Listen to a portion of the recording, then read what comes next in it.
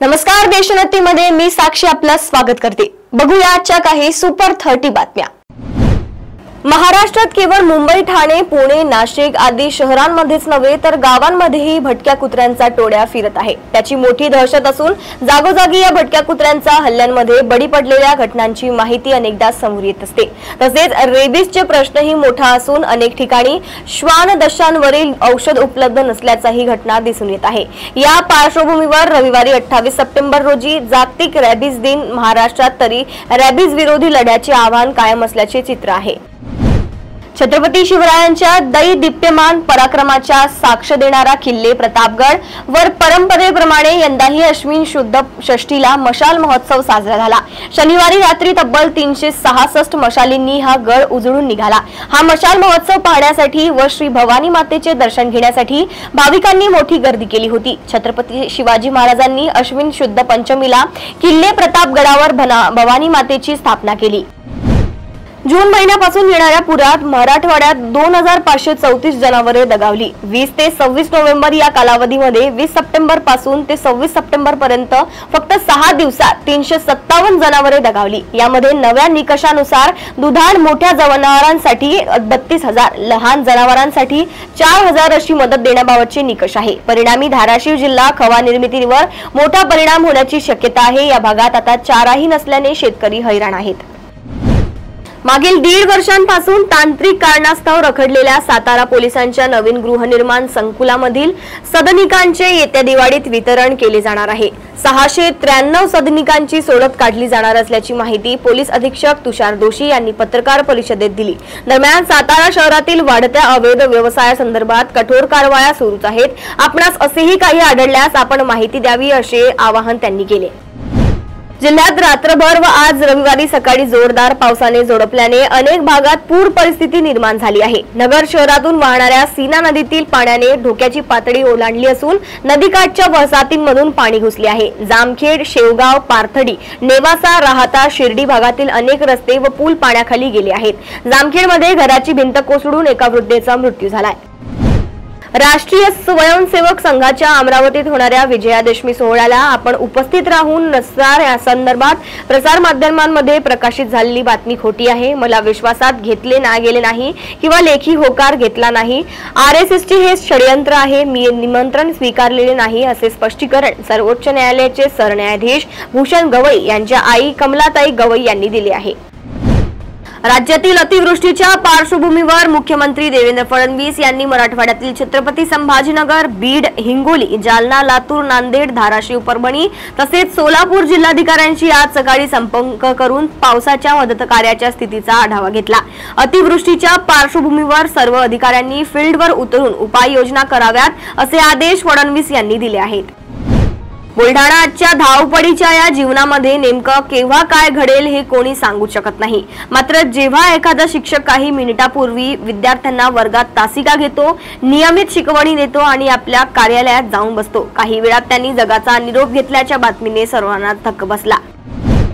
भीमा सहकारी साखर कारखान्याच्या अध्यक्ष आणि आमदार राहुल कुल यांनी कारखाना कायद्याच्या चौकटीतून निराणी शुगर्सला चालवायला दिला असला तरी तो सहकारी तत्वावरच चालतो आणि सभासदांच्या मालकीचा आहे यावर ठाम विश्वास व्यक्त केला। कारखान्याच्या 43व्या सर्वसाधारण सभेत ते बोलत होते।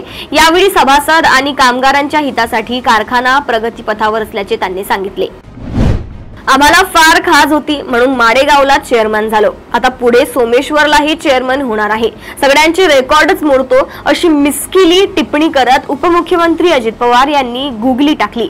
यामुळे सोमेश्वर कारखान्याच्या अध्यक्षपदासाठी इच्छुक असलेल्या संचालकांच्या पोटात गोळा आला। त्यानंतर थोड्याच वेळात हे काही खरं नाही, ही गंमत आहे होती, नाहीतर ज्याला चेअरमन व्हायचा त्याची झोप उडायची असे स्पष्टीकरणही पवार यांनी दिले। मुंबईतील वाहतूक कोंडीच्या समस्येमुळे वैतागलेल्या मुंबईकरांसाठी आनंदाची बातमी आहे। मुंबई मेट्रो मार्ग 3 सुरू होण्याची वाट पाहणाऱ्या आता लवकरच भुयारी मेट्रोचा संपूर्ण मार्ग प्रवासासाठी उपलब्ध होणार आहे। मुंबई मेट्रो मार्ग 3 दुसऱ्या टप्प्याची यशस्वी चाचणी झाली आहे। आता लवकरच मार्गावरील भुयारी मेट्रो धावणार आहे। ग्रामीण भागातील जीवन आपल्या लेखणीच्या माध्यमातून मांडणारे ज्येष्ठ साहित्यिक भास्कर चंदनशिव यांचे निधन झाले आहे। त्यांची लाल चिखल ही कथा महाराष्ट्रातील घराघरात पोहोचली होती। शनिवारी भास्कर चंदनशिव यांची उपचारादरम्यान प्राणज्योत मालवली। त्यांच्या निधनाने साहित्य क्षेत्रात एक मोठी पोकळी निर्माण झाली आहे। महाराष्ट्राला पावसानं झोडपून काढलाय। राज्यात पावसामुळे हाहाकार उडाला आहे। दरम्यान चिंतेची बाब म्हणजे पुढील 24 तासात राज्यात पावसाचा जोर आणखी वाढण्याची शक्यता हवामान खात्याकडून वर्तवण्यात आली आहे।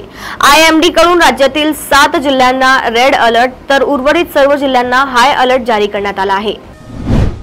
AIचा वापर करून महिलेचे फेक अकाउंट काढून अश्लील संदेश पाठवण्यात आले। त्यानंतर तिला सोशल मीडियावर अश्लील फोटो पाठविण्याची धमकी देणाऱ्यास सायबर पोलिसांनी शुक्रवारी अटक केली आहे। सुदर्शन सुनील जाधव असे त्याचे नाव आहे। नवरात्र उत्सवामध्ये गरबा दांडिया खेळताना 35 वर्षीय महिलेला हृदयविकाराचा झटका आला। यात सदर महिलेचा दुर्दैवी मृत्यू झालाय। ही घटना लासूर येथील स्वामी समर्थ केंद्रात नवरात्र उत्सवामध्ये घडली। या घटनेमुळे कुटुंबावर दुखाचा डोंगर कोसळला असून कुटुंबियांनी टाहो फोडला आहे। दांडिया खेळताना हृदयविकाराचा झटका येऊन अवघ्या 35 वर्षीय महिलेनं आपला जीव गमावल्याने जिल्ह्यात आश्चर्य व्यक्त केलं जात आहे।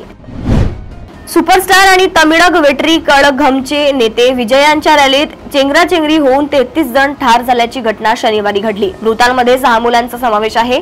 तामिळनाडूतील करूर येथे ही घटना घडली। पंतप्रधान नरेंद्र मोदी यांच्यासह मुख्यमंत्री MK स्टॅलिन यांनी या घटनेवर दुःख व्यक्त केले आहे।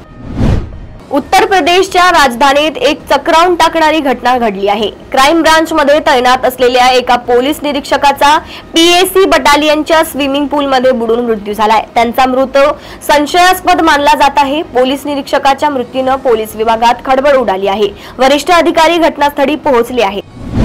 दसऱ्याच्या दिवशी मेघालय येथे हनीमूनला गेलेल्या असताना पतीची हत्या केल्या प्रकरणातील आरोपी सोनम रघुवंशीचा पुतळा जाळण्यास उच्च न्यायालयाने मनाई केली आहे। मध्य प्रदेश उच्च न्यायालयाने इंदोरमधील दसरा उत्सवाच्या वेळी सोनम रघुवंशीचे किंवा इतर कोणत्याही व्यक्तीचे पुतळे जाळले जाऊ नयेत याची काळजी घ्यावी असे निर्देश प्रशासनाला दिले आहेत।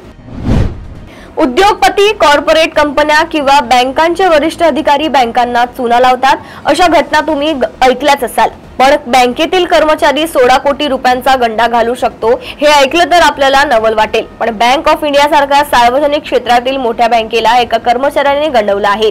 या कर्मचाऱ्याने 16.10 कोटी रुपयांची रक्कम लुटून ती शेअर मार्केट, क्रिप्टो आणि इंटरनेट गेम्सवर उडवली।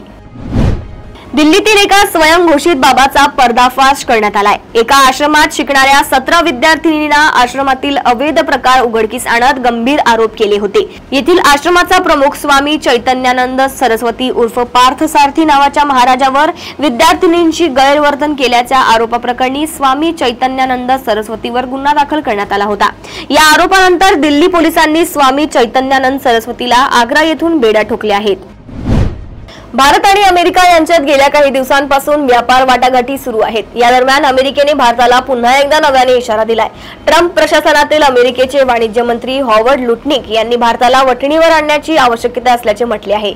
याबरोबरच त्यांनी इशारा दिला आहे की जर भारताला अमेरिकन ग्राहकांना वस्तू विकायच्या असतील तर त्यांना राष्ट्राध्यक्षांशी जुळवून घ्यावेच लागेल। अमेरिकेचे राष्ट्राध्यक्ष डोनाल्ड ट्रम्प यांनी भारतावर 50% टॅरिफ लादलेला आहे। तसेच ट्रम्प हे सातत्याने भारतावर टीका करताना आणि भारताच्या विरोधात भूमिका घेताना दिसून येत आहेत। ट्रम्प यांनी लादलेल्या भरमसाठ टॅरिफचा परिणाम भारताला सहन करावा लागत आहे। रशियाकडून तेल खरेदीचा मुद्दा आणि व्यापार कराराच्या थांबलेल्या वाटाघाटींमुळे भारत आणि अमेरिकेत तणाव निर्माण झाल्याचे चित्र सध्या पाहायला मिळत आहे। पाकिस्तानचे गृहमंत्री मोहसिन नकवी यांनी एक मोठा दावा केला आहे। त्यांनी सांगितले की इस्रायलने पाकिस्तानकडे येणाऱ्या एका गॅस टँकरवर भयानक ड्रोन हल्ला केला। या हल्ल्यामुळे टँकरचे मोठे नुकसान झाले। या टँकरमध्ये एकूण 24 पाकिस्तानी खलाशी होते। ड्रोन हल्ल्यानंतर यमनमधील हुती बंडखोरांनी या सर्व खलाशांना ओलीस ठेवले आहे असे नकवी यांनी स्पष्टपणे म्हटले आहे। अमेरिकेचे राष्ट्राध्यक्ष डोनाल्ड ट्रम्प यांनी H-1B व्हिसावर $1 लाख मोठे शुल्क लावले आहे। यानंतर कॅनडा या परिस्थितीला आपल्यासाठी एक मोठी संधी मानत आहे। कॅनडाचे कार्नी सरकार भारतामधून कुशल व्यावसायिकांना आकर्षित करण्यासाठी तयारी करत आहेत।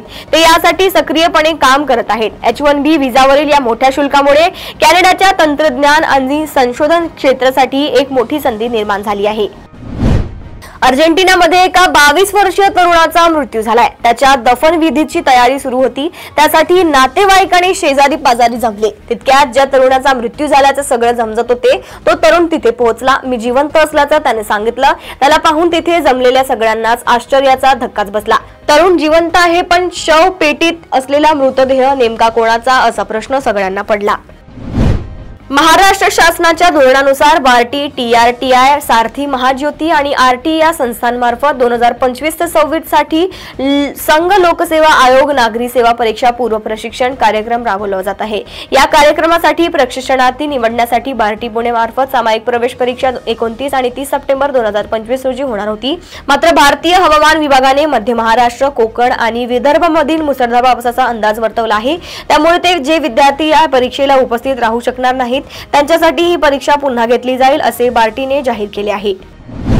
LLM अभ्यासक्रम करणाऱ्या विद्यार्थ्याने तोंडी परीक्षा घेतली जात नसल्याबद्दल याचिका केल्यानंतर त्याविषयी उत्तर दाखल करण्यासाठी मुदत देऊनही विलंब केल्याबद्दल मुंबई उच्च न्यायालयाने मुंबई विद्यापीठाला 10,000 रुपयांचा दंड लावला आहे। विद्यार्थी मितेश वार्ष्णेय यांनी केलेल्या याचिकेत न्यायाधीश रवींद्र घुगे व न्यायाधीश अश्विन भोबे यांच्या खंडपीठाने हा आदेश दिला। याचिकाकर्त्याला दंडाची रक्कम द्यावी असे निर्देश देऊन खंडपीठाने याचिकेवर 1 ऑक्टोबर रोजी प्राधान्याने सुनावणीही ठेवली। बुलियन मार्केट या वेबसाईटनुसार आज 28 सप्टेंबर 2025 रोजी देशात 10 ग्रॅम 24 कॅरेट सोन्याचा दर 1,14,930 रुपये आहे, तर 22 कॅरेटसाठी 10 ग्रॅम सोन्याचा दर 1,05,353 रुपये आहे, तर 1 किलो चांदीचा दर 1,42,180 रुपये आहे। याशिवाय 10 ग्रॅम चांदीचा दर 1,422 रुपये आहे। अभिनेते व दिग्दर्शक महेश मांजरेकर यांच्या पहिल्या पत्नी दीपा मेहतांचे निधन झाले आहे। महेश व दीपा यांचा मुलगा सत्या मांजरेकरने इंस्टाग्रामवर स्टोरी पोस्ट करून आईच्या निधनाबद्दल माहिती दिली आहे। कोकण हार्केट गर्लने देखील दीपा मेहता यांच्या निधनाबद्दल पोस्ट केली आहे। भारत आणि पाकिस्तान संघ आज रविवारी आशिया कप 2025च्या अंतिम सामन्यात आमनेसामने येणार आहे। आशिया कपच्या इतिहासात आज पहिल्यांदाच स्पर्धेच्या अंतिम सामन्यात हे दोन्ही संघ खेळणार आहेत। दरम्यान हा अंतिम सामना भारतावरील 100हून अधिक चित्रपटगृहांमध्ये लाईव्ह दाखवला जाणार असल्याची घोषणा PVRने केली होती। मात्र राज्यात शिवसेना ठाकरे पक्षाकडून या विरोधात आक्रमक भूमिका घेण्यात आल्यानंतर PVRने माघार घेतल्याचे पाहायला मिळत आहे। तर या होत्या आजच्या काही सुपर 30 बातम्या। अशाच बातम्या जाणून घेण्यासाठी बघत रहा देशोन्नती। नमस्कार।